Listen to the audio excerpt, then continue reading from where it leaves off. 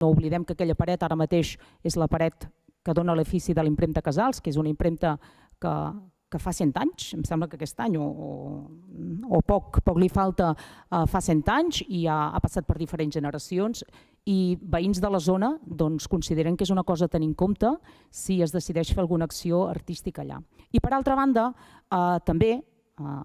veïns han remarcat que és un espai dur, que ho és,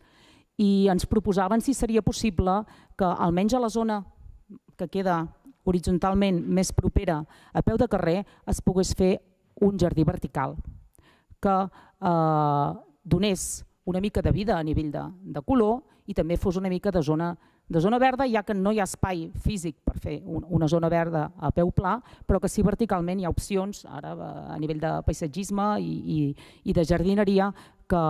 sobretot a les ciutats donen una opció d'una mica de pulmó verd en aquella zona.